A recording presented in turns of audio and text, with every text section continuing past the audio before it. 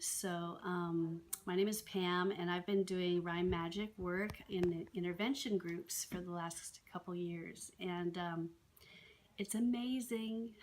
I've taught for a long time, and I've tried many different things, and what I've seen is excitement. And I've seen the light bulb go off for kids, and that's like the most rewarding thing any teacher can ask for. It's a program that is very success oriented. It's kind of magical, which, it's called Magic Rhymes, and the kids are just kind of rapt when they hear about, did you know that there's these magic rhymes and they're actually found in the middle of words? And they're just excited about this work being fun and being discovery oriented, and they get excited about finding things on their own, which they do.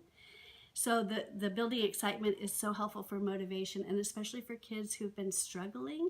My particular group right now is second graders. Some of them have been retained, some of them have learning disabilities, and they're kind of worn out already, and they're only second graders.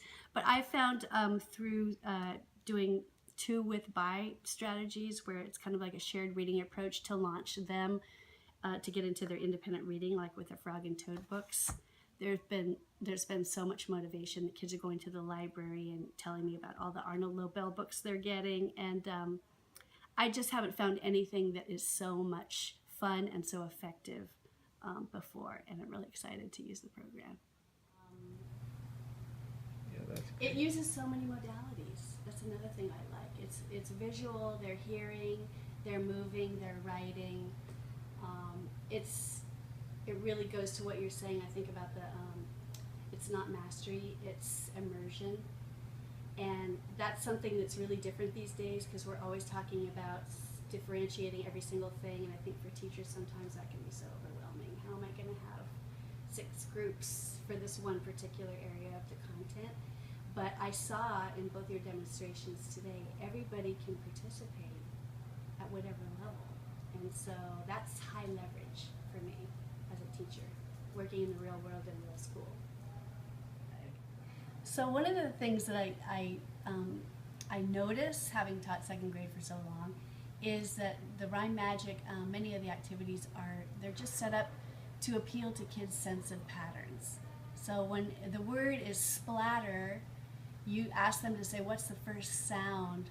Well, the first sound is spul. It's not so it's not all these discrete little sounds. The first sound in splatter is spul, and then you have the magic rhyme at, and they grab onto the endings.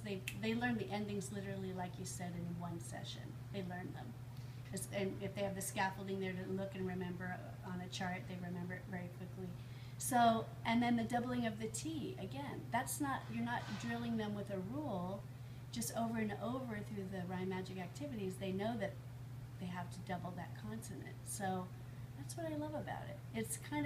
It appeals to more of a sense of patterns and intuition rather than a million skills.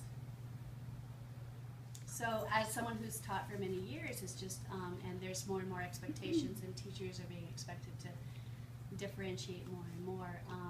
When you come across an activity where you can have full participation with your class from level A to level Z, and it's engaging, that's kind of like gold.